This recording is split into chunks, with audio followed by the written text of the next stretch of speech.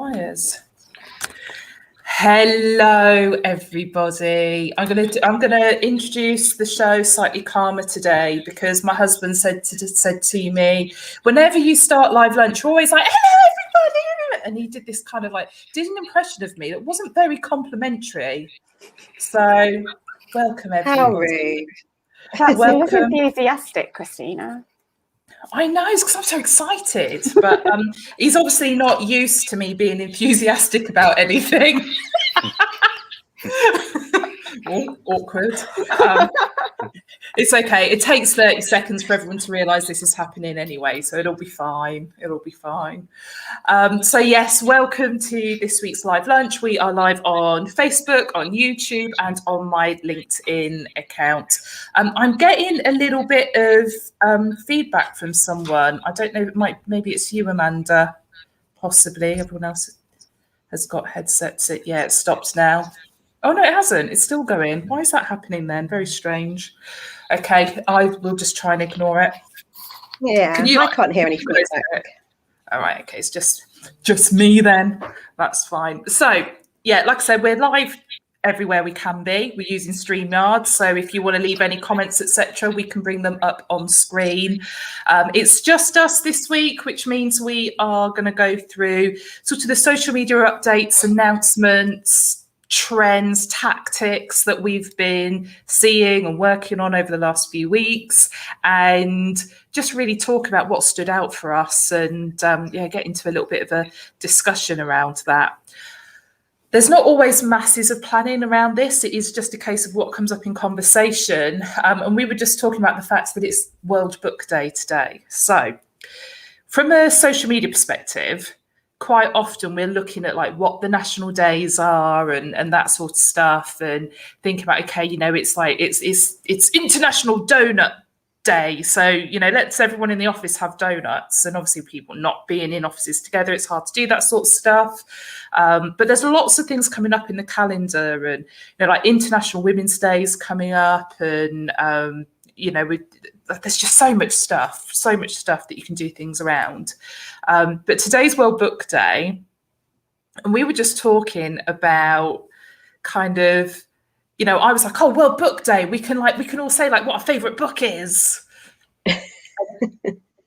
And we had some slightly different responses. So, Mark, you were a bit like, what's a book, weren't you?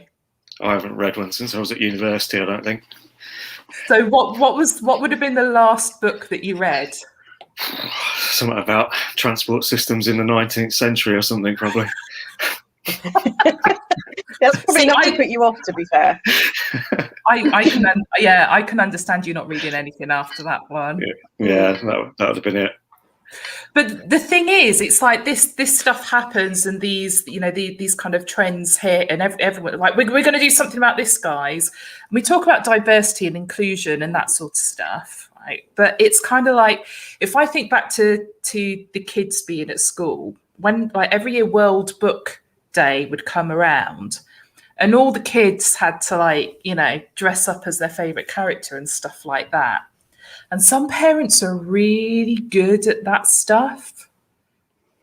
And some parents are like me. I think Christina. There's probably years that I did forget. But I think my most successful World Book Day ever, I stapled a parrot to Isabella's shoulder. Not literally to her shoulder. I stapled. Well, it wasn't even a parrot. It was like a chicken, like a stuffed chicken toy. I stapled it to the shoulder of the top she was wearing. That was like a stripy top, and I was like, "There, you're a pirate now. It's a parrot, not a chicken."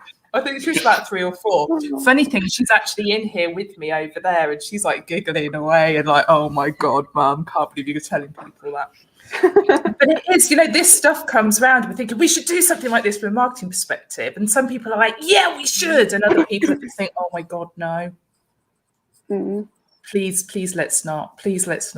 So it's quite funny. And like I said, the World Book Day thing, I think Amanda straight away, you were like, oh yeah, and Emily's like, Well, what was your response, Emily? So don't ask me what my favourite book is. Only because I'm the same as Mark. I think I did so much reading throughout school and university that it just doesn't interest me. I'll read magazines and sort of online blogs and that sort of thing. But when it comes to picking up a book, going on holiday or something, obviously when we can go on holiday, something like that, it's the last thing I want to do. I don't want to read a book. I want to sit there, listen to music and think about nothing rather than try and work out what's happening in the plot of this story I'm not that interested in. So, positive, Emily. It's really good. It was like literally seconds before we went live. I went, oh yeah, and it's World Book Day, and Amanda like just started to join the conversation, and Emily and Mark were just like, basically, they were just like, no, just wait for it to come onto Netflix. Yeah. If we'd had more notice, I would have even dressed up with a power. I wouldn't. Although saying that, I was one of those kids at school that was always really keen for World Book Day, but I think that's just because I loved doing fancy dress and that sort of thing. So it was fun for me. Like, I liked that side of it, but and that's the fashion element, I guess. Obviously, I was talking about that last week, wasn't I? My interest in fashion. So that's probably why I loved that. But the actual book side of things, I was like, like, I'm a fairy princess. So it's like I think for me, I would have been the same probably up until, I don't know, about 4 years ago. And I was encouraged to read a book, and I read Living Forward by Michael Hyatt, which was recommended to me by Julia, who was the previous owner of the business. And it just completely just changed the track I was on, and it just had a real impact. So since then, it's like my attitude towards reading is very different. And I don't read fiction books. And I listen to, I'm more of an audio book than a physical book kind of person. That's more just about my time and my concentration, which everyone knows is limited at the best of times. But yeah, it's funny. What about you, Amanda? Are you, because you're like, you read stuff. I'm a bookworm compared to you guys. I'm not just day-to-day, but I'm boring bookworm, Davis. No, I read a lot of books. More probably now because of lockdown, because, you know, what else is there to do? So same as you, Christina, audio quite a lot. And I used to listen to a lot of audiobooks in the car because I was on the road a lot. Again, less so now, but I'll listen when I'm walking the dog. I don't read many business books because I do find they get me thinking too much, and I often read for kind of a bit of escapism and relaxation. But I like kind of sporty leadership books. So, you know, kind of stories of how you translate. So I've seen Paul's put in the comments about he's read a best book he's read recently is, yeah, you can see, is the Shoe Dog by Phil Knight, so story of Nike. And that would, I imagine, would appeal to me. So I read a lot of, you know, rugby orientated books. So last one I read was Warren Gatland, who talks about kind of her coaching and leadership. The Midnight Library by Matt Haig is one that's kind of, I think it's like top of the charts at the moment, but I've just started that on Audible. So yeah, I'm a real bookworm. I would have been there for World Book Day. For me, sorry, Christine, I was just going to say, for me, I think it is partly the time thing as well. But then my problem, and I've sort of mentioned it before with listening to podcasts, is that I find it really hard to say I'm working or something like that. I can't listen fully to something that's like a podcast or an audio book when I'm trying to write a blog or do something like that. So for me, again, it's still the time issue, because to listen to an audio book, I'd have to sit there and actually just do nothing and listen to it rather than get on with other things, because I would be then the person that kept going, oh, what's happened, and having to rewind it back. And then I think I wouldn't really get into the flow of it, I guess. But maybe I should try audiobooks. Maybe. So from a marketing perspective, though, when things like this pops up, this is such a good example of why you should only do the stuff that's relevant to you. So if we went like, it's World Book Day, we're like every day this week to celebrate World Book Day, we're going to do something. And, you know, Mark, what's your favourite book? And you're like, you know, all of a sudden you're desperately searching for something to put up there, and it's just not genuine. You know, and I think we've got to be so careful with this stuff that we don't just use it as an opportunity to market, and we're actually being true to who we are. Because it's another way of your audience getting to know you. So I just think it's funny. But if books are your thing, then actually from a marketing perspective, there is so much you can do, writing blogs of book reviews and taking quotes out of things and stuff like that. So interesting point. Cool. Okay, so that kind of brings me on to something else that I wanted Emily to chat to us a little bit, because some of the clients you've been working with, Emily, this week, you've had quite a busy week because there's this thing called the budget that's happened. Okay. Yes. Now, normally when we talk about event-driven marketing, people are thinking about conferences, or they're thinking about, I'm running a webinar in 6 weeks' time. How do I get as many people onto that webinar as possible? But sometimes there are actual events in the calendar you need to sort of maximise on. And for you, the last 48 hours have been very much driven by the budget, haven't they? They have, yes. So I think it's one of those things, as you said, Christine, obviously you need to make sure that it's relevant for you. But actually, if there is something coming up in the calendar, like the budget, that is relevant, first of all, it takes a bit of planning ahead of time. So obviously the past 48 hours have been very busy with that for some of my clients. But actually, prior to that, we had a meeting last week with one of our clients, basically putting in place the plan for this week. So a couple of the things that we spoke about was maybe writing up sort of a summary or a blog about the key points of the budget that were relevant for their target audience. So I actually have a few clients doing that, which again, it's a massive turnaround, a quick turnaround period for that, because you need to put it on ASAP so that it is still relevant once sort of everyone else starts doing it and it's all sort of over the news and a few days have passed. It's kind of, obviously something like the budget is still relevant, but it's not as relevant as it was 24 hours prior to that. So that's obviously been a bit manic. Also, there are a few events. So I have another client that is attending an event actually this morning. They were attending an event, which was a budget summary. So what they are doing is they are filming or recording an audio of that event, sending it over to us so we can then write again sort of a summary or a blog of that event and publish that for them. But again, as I said, that's a really quick turnaround for that, because if we wait until Monday, it's kind of past. We have to do it today and tomorrow, really, because otherwise it's too late. So it's kind of that side of things. And then the other thing that I have a few clients doing as well is sort of creating videos and things around that as well. So maybe taking top tips or things from that blog or from that article and then creating videos around that they can then share with their audience. So I think there's quite a lot of things that you can do with it. Obviously, a lot of people do those sorts of things, but it's about being creative and making it relevant for your audience specifically. Absolutely. I think there are times as well where actually if you've got the forward planning in place, you can do a lot of things marketing wise with quite a minimum amount of effort. Yeah. So for, I say, a minimum amount of effort, okay, what I mean is repurposing the content. Yeah. So for example, there is APSCO is a trade body essentially for recruiters that we're members of. They have planned a webinar for today. I think it's happening at lunchtime, and they've marketed that for the last few weeks, saying this webinar's coming, and it is a roundup of all the bits from the budget that are going to be most important to recruiters.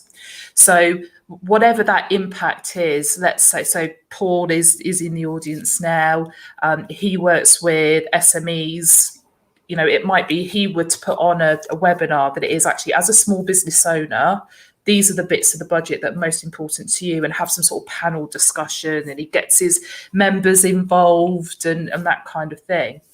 But actually you've got that lead up to it, and because it's something that is in the news anyway, you know, stories are being leaked around it and all that sort of stuff. So a lot of the marketing to make people aware that this thing is coming is almost done for you.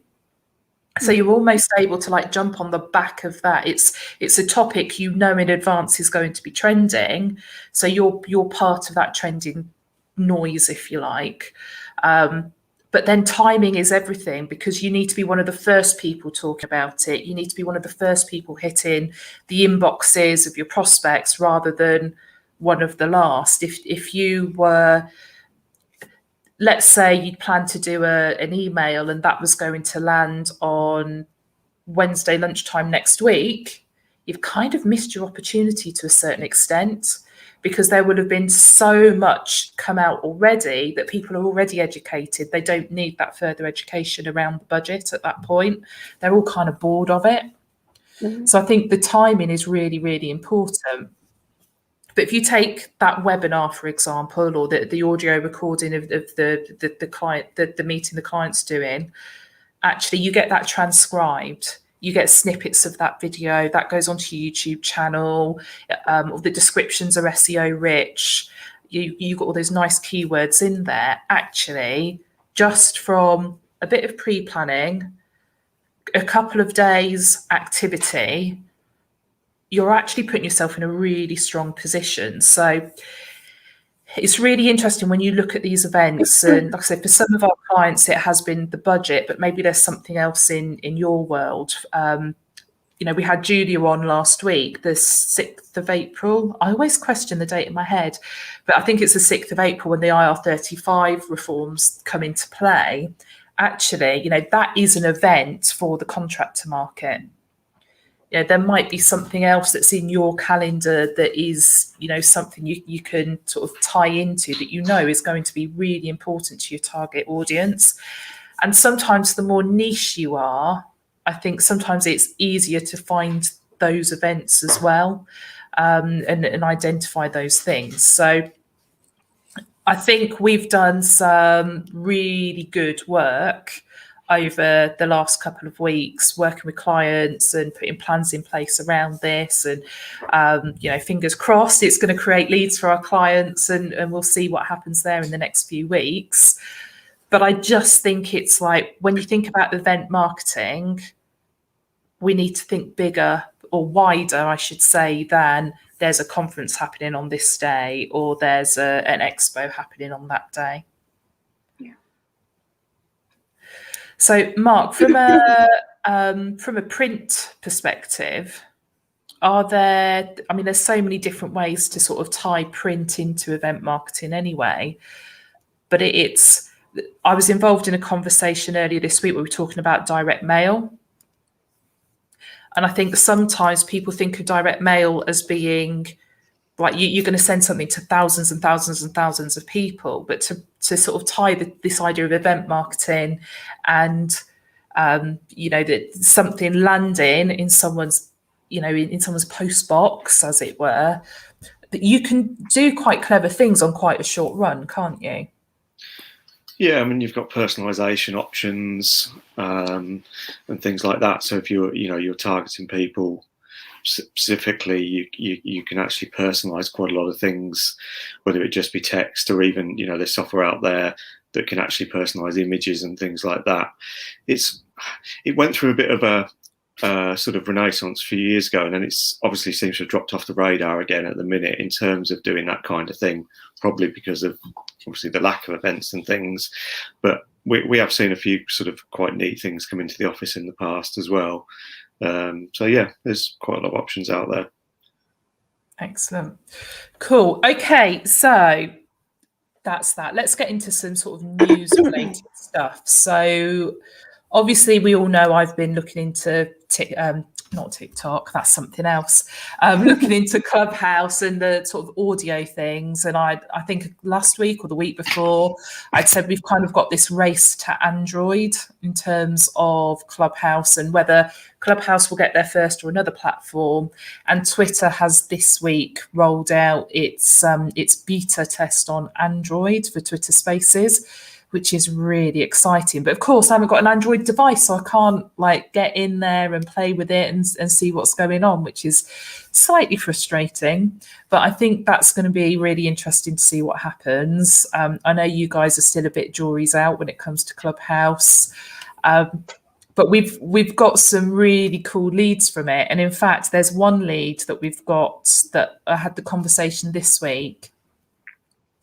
And this lead came off the back of, I was in a conversation on Clubhouse and this person joined the call, and then they followed up with me afterwards and wanted to talk. We're going to look at doing some strategy related work with them. But then when I was talking to them, they said, obviously, we'd had that conversation, but they've been tuning into this on LinkedIn. And actually, like the conversations they've heard us have here, you know, and if you think about this conversation, okay, people can see us, but this is the experience you get on Clubhouse, only it's minus the video over there. So the way we engage with each other, we don't know where the conversation's going to go. Sometimes a bit like now, you guys are just staring at me going like, is she ever going to stop talking? Sometimes we're talking over each other and who's going to get in there first. Oh, no, you go. And it's like, it's really natural. It's really organic. And you get like, if we scripted all of this, the stuff that comes out wouldn't come out. Oh. You know, talking about the print stuff, you know, I'd got no idea Mark was going to talk about personalisation. You know, and I think it's just such a real experience. But for me, it's really interesting because we're getting more and more leads coming in where people are, you know, they're mentioning the live lunch, that they've tuned into this, or, you know, they probably haven't watched the whole thing. They've probably only seen like 3 or 4 minutes at a time. You know, they're bobbed in. I'm saying something ridiculous and they've bobbed out again, so like, I'm not wasting my time on that. But every now and then they'll bob in and it's one of you guys saying something intelligent. But, you know, I just think it's really interesting that actually the content that's working best, the content that is really driving leads and inbound leads, which is what everybody wants, is the content that's most real. Can I add to that? So, funny enough, so you might have seen Rob Gilman, one of my favourite customers, I must say, because he caught me with a bit of a reverse psychology trick this week, hook, line and sinker, because he wanted me to give him a call, and he went, "Oh, I'm sure you're tied up with some of your more valued customers." So of course that led to me going, "What? You know you're up there with being some of my favourites." He was like, "Yeah, but you made your reply, didn't I?" But so we had a conversation, and I said, "Well, I'll get back to you this afternoon on this because I've got live lunch." He knew we did it. He said, "I've never really tuned in," but he was like, "Of course you have. I know you have." So he just knows it happens. And obviously he's popped in. He may not be listening. He might have gone off to do something else now. But yeah, it's one of those things, like people know that we're doing it. They know they're we're having a conversation. They can literally dip in for 10 minutes if they want, or they can listen to the whole thing. So yeah, it's just become known that we're doing it.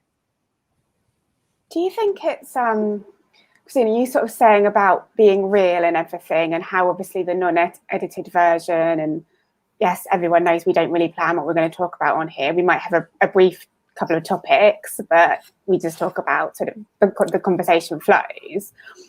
And I kind of feel so, on taking it over to Instagram a little bit, with sort of influencers and sort of those extremely staged photographs and that sort of thing. And there's this whole thing, isn't there, about don't compare your life to someone's highlight reel over on Instagram kind of thing. That's not real. Real life is real. Do you think it's sort of all of that coming together in that? So there's a couple of people on Instagram. There's a woman called Celeste Barber. I don't know if you've heard of her before, but she's now got over 7 million followers, I think, and she sort of does awesome. Funny, like, yeah, parody things of like models and things like that, and kind of not taking the mick out of them, but kind of a little bit just sort of saying that's not real, this is what it's like to real life, and sort of comparing it and sort of making a bit out of a joke out of the whole sort of Instagram thing. And she now has people like really extremely well-known famous A-listers saying, "Please, can you do one of these videos of me because you have so many followers and I want to get to your level of followers," kind of thing.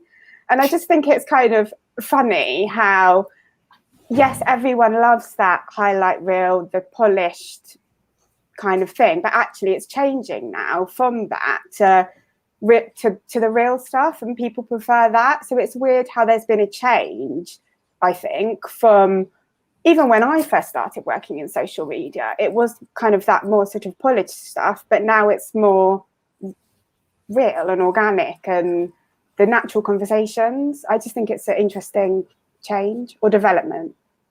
Yeah, I think it was happening anyway.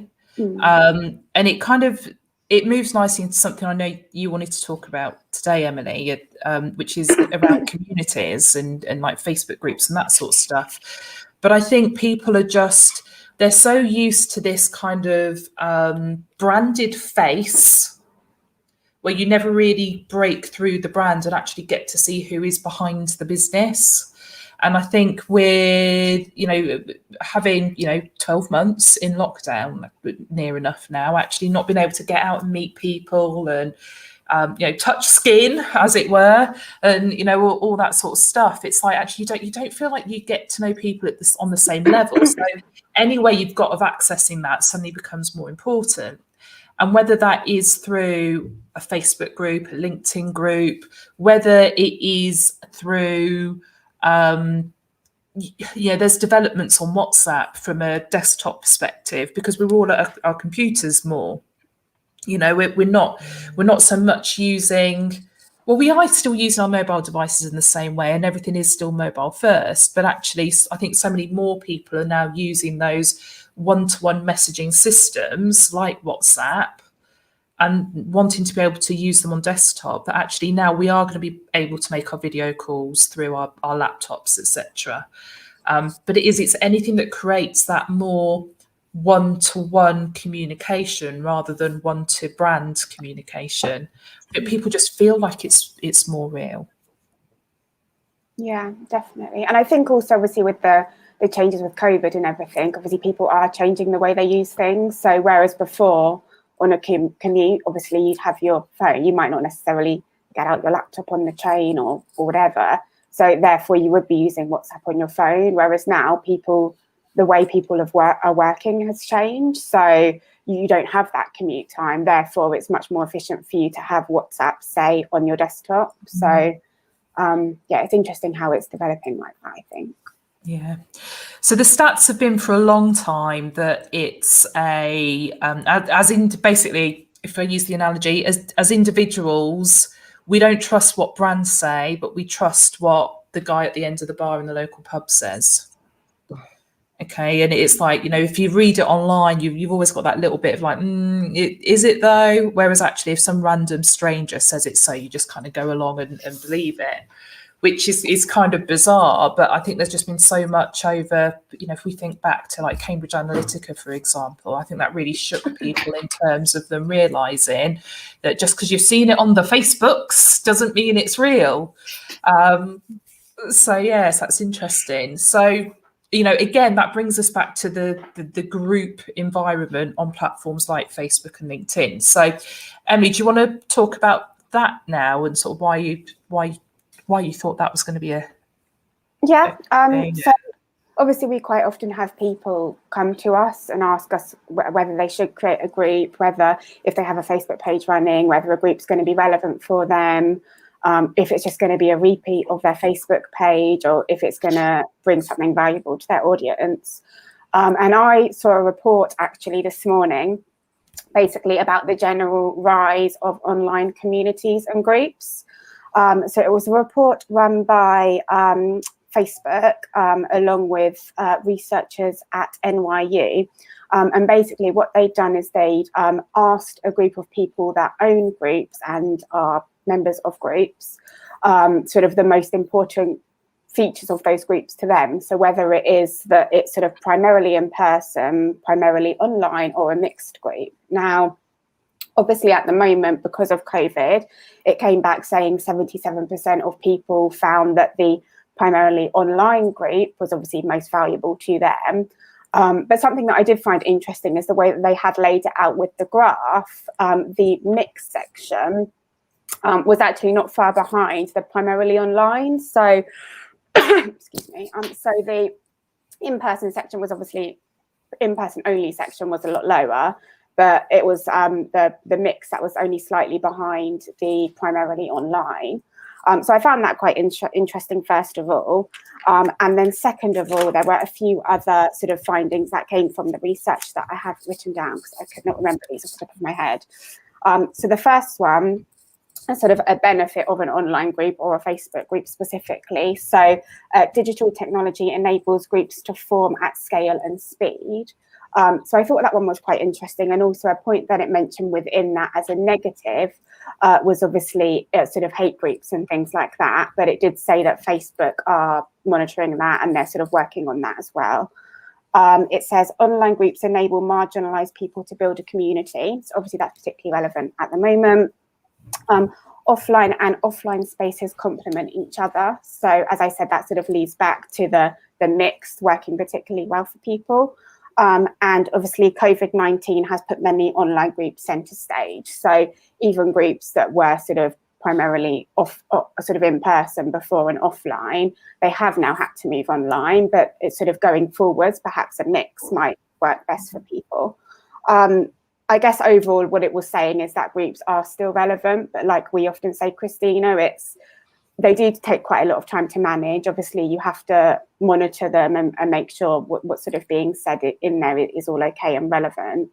But I think if they offer something else to your client that's sort of outside of what your Facebook page offers, and it isn't a repeat of that, I do think they are relevant. And as I said, we get a lot of people asking us about them.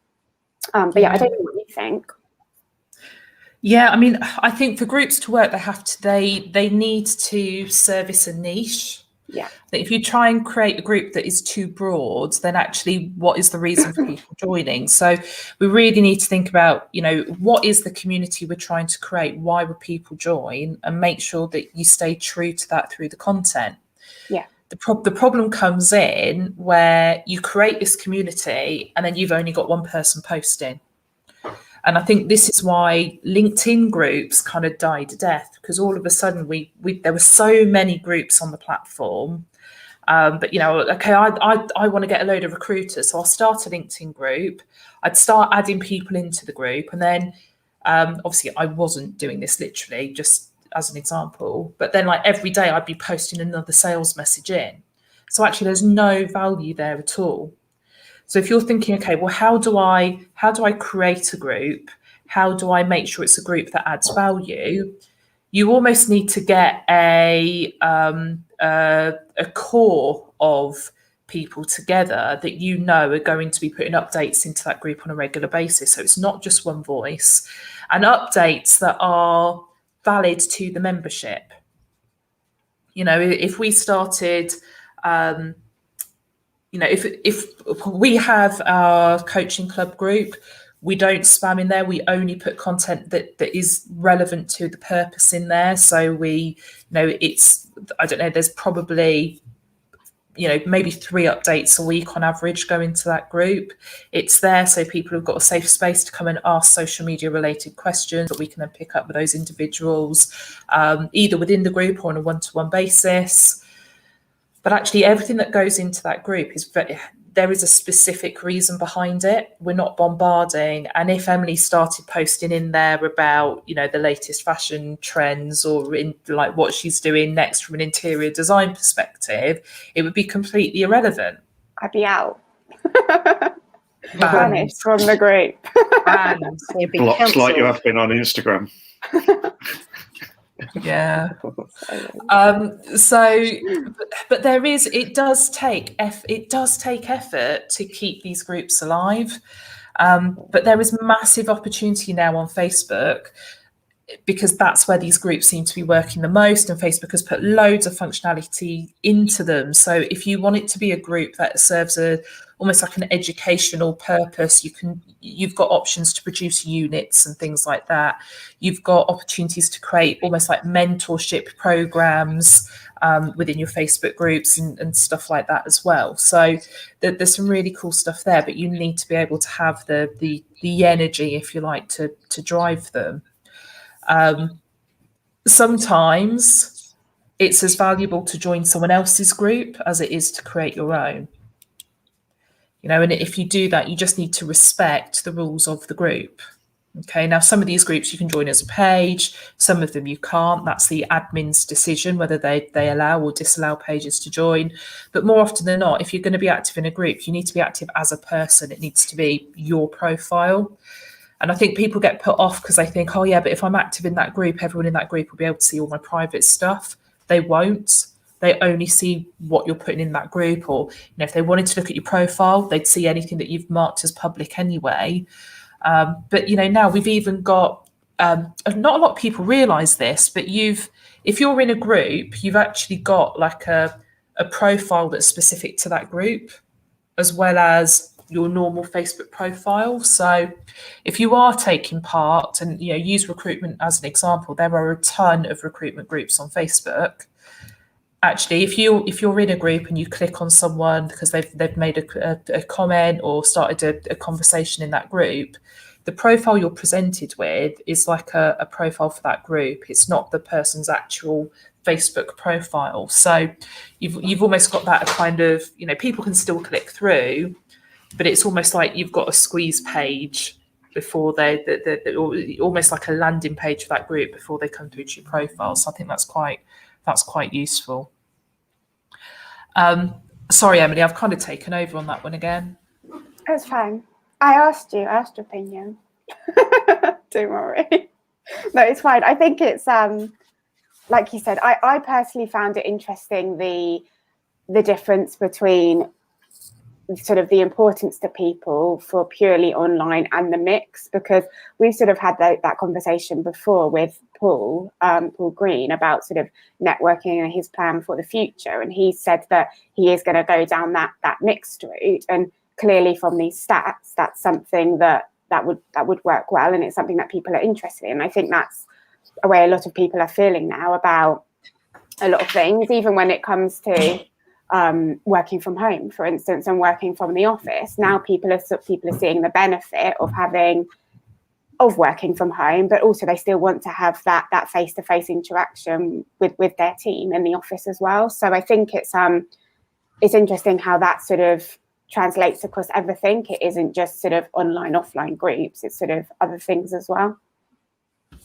Can I just say, right, you were already Paul Green's favourite. What can I say? See, I listen. Awesome. Cool. Sorry, I've got a teenager leaving the building and like trying to be really subtle and like pass me handwritten notes. So, she's like, "Mom, you're embarrassing yourself again." Cool.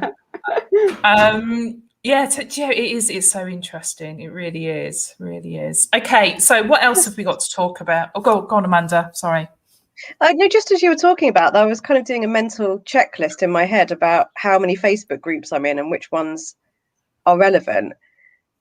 And actually, I mean, there are some sort of local groups people might join, which might be like, our Northampton or whatever, which can be really ranty, and you just think, oh, I'm not really interested in that. But there's at least more than that, 4 or 5 groups that are on a personal level and on a business level. So recruiting brain food is one that's fantastic for recruiters, completely non-salesy. In fact, if anyone puts a kind of promotional post in there, they're asked to take it down and kind of, respect the group's rules. But even just things like, I'm a member of a local dog walker group, which is kind of sounds really, really naff, but it's really handy because around here where I live in the New Forest, there are times when they round up all the ponies, or there's areas that are flooded, so you can just look on that and be like, okay, well, I won't go there today then. So it's useful information, and they are active communities. Or you can ask a question like, why is my computer doing this, why is my dog doing that, and people give you loads of advice, and they're normally, as you say, a good safe space, and they start to gain a bit of traction. So yeah, I can't see that they're going to go anywhere like the LinkedIn groups, which did die a death because they just became really salesy. So, yeah. LinkedIn keep promising to work on groups and sort of, that LinkedIn groups are going to have a resurgence and the rest of it. And I'm like, if you're going to do it, just do it. Stop talking about it now. So we'll see what happens there. Cool. Okay, so Mandy, you got any stats for us this week? What's going on with you? Well, so yeah, a few things this week. Twitter, I thought was there was a bit of news I spotted about Twitter, which made me kind of tune into that. Where it's at the moment, apparently they are introducing something where you can tip people.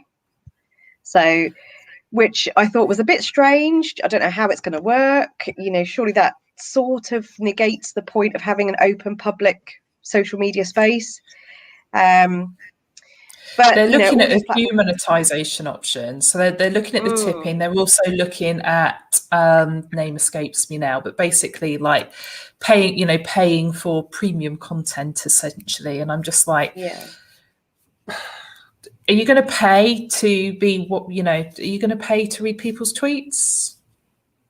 Yeah, I can't. No. It sort of smacks of desperation a bit to me, in that they're desperately trying to compete with some of the other channels. But that said, they did have a bit of a resurgence towards the end of last year, and particularly their advertising revenue. So most people, when they think about kind of social selling their products or services, particularly consumer based, it's Facebook and Instagram. That's kind of where you go to get the big results.